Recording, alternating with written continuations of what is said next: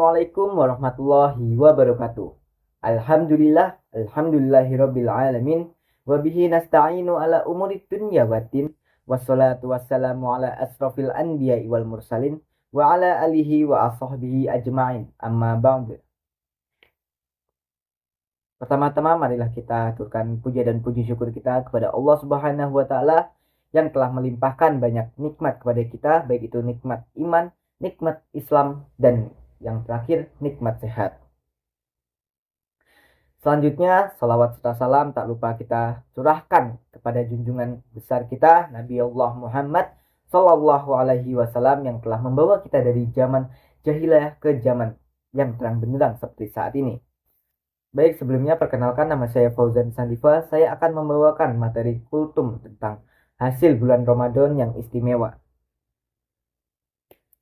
Beragama itu mudah, semudah menjalankan apa yang telah disyariatkan dalam Islam dengan baik, wajar, dan ikhlas.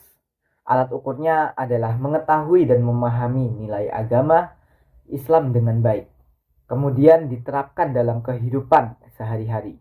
Karena alat ukurnya adalah memahami tuntunan atau perintah Allah Subhanahu wa taala dan Rasulnya beserta larangannya, sehingga di dalam melaksanakan ibadah sehari-hari, seorang muslim memiliki kejelasan, orientasi, mengapa dan untuk apa saya beribadah.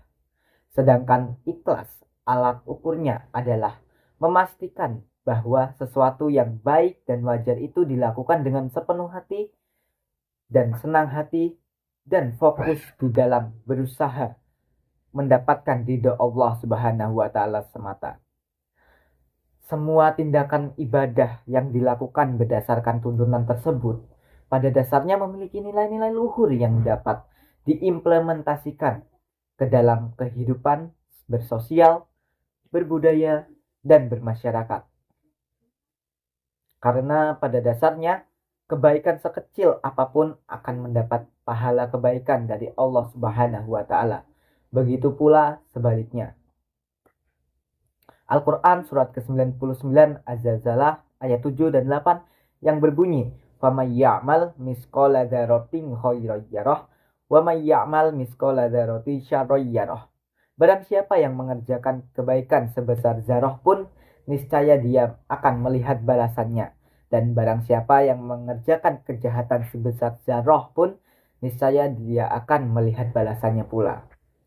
Ramadan mengajarkan kepada umat manusia, khususnya orang yang beriman, tentang pentingnya membangun sikap jujur di dalam kehidupan. Terminologi jujur menjadi kata kunci di dalam menjalankan perintah puasa. Berikutnya, mari kita simak secuil cerita yang penting bagi kita, yakni peristiwa tentang orang yang ingin memeluk agama Islam. Orang tersebut menyatakan kepada Nabi SAW bahwa dia mempunyai kebiasaan yang buruk yang sulit ditinggalkannya, yaitu mencuri. Orang tersebut menyatakan bahwa di samping keinginannya yang begitu kuat untuk memeluk agama Islam, dia masih merasa kesulitan untuk menghindari kebiasaan mencuri tersebut. Untuk memecahkan persoalan tersebut, Nabi SAW hanya meminta supaya orang itu berjanji untuk tidak berbohong. An la takdzib. Janji untuk tidak berbohong tersebut tampaknya begitu merasuk di hatinya orang tersebut, sehingga sangat berpengaruh dalam kehidupan orang tersebut. Tatkala hendak mencuri, dia sentiasa teringat akan janji yang dibuatnya dengan Nabi SAW.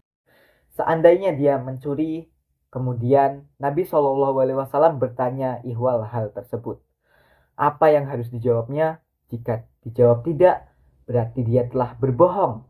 Akhirnya kontrak sosial atau yang disebut dengan an la takdzib menjadi dasar moral bagi orang tersebut untuk berbuat baik sehingga memudahkan prosesnya dalam memeluk agama Islam.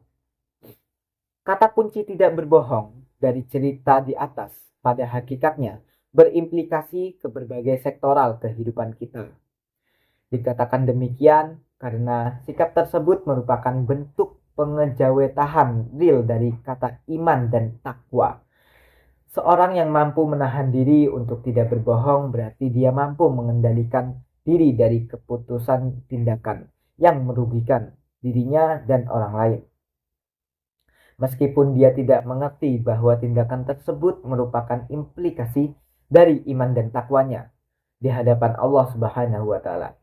Oleh karena itu, ada 3 hal penting yang perlu kita lakukan dalam menjalani kehidupan, khususnya di bulan suci Ramadan, dan dapat memberikan keberkahan dari efek kebaikan yang kita lakukan. Yang pertama, mulai dari diri kita sendiri, yaitu memastikan bahwa kebaikan yang telah terencana agar segera direalisasikan. Sebab tertundanya niat baik biasanya akan cenderung membuat kebaikan gagal terrealisasi. Kedua, mulai dari hal yang kecil, yang sederhana. Maksudnya tindakan-tindakan seperti menyingkirkan duri dari jalan atau menyegerakan sesuatu yang baik ketika terbesit di dalam hati kita tentang kebaikan. Ketiga, mulai dari sekarang, yakni menyegerakan diri ikut mengambil bagian menjadi orang pertama yang melakukan kebaikan. Inilah yang disebut ibda binafsika. Mulailah dari diri sendiri. Semoga di Ramadan tahun ini kita bisa melakukan hal-hal baik di bulan Ramadan.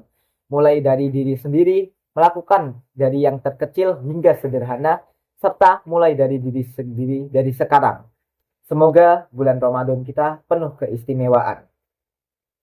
Baik, mungkin itu saja materi yang bisa saya sampaikan. Jika ada kurang lebihnya, saya mohon maaf. Wabillahi taufik wal hidayah. Wassalamualaikum warahmatullahi wabarakatuh. Terima kasih. Saya pamit undur diri.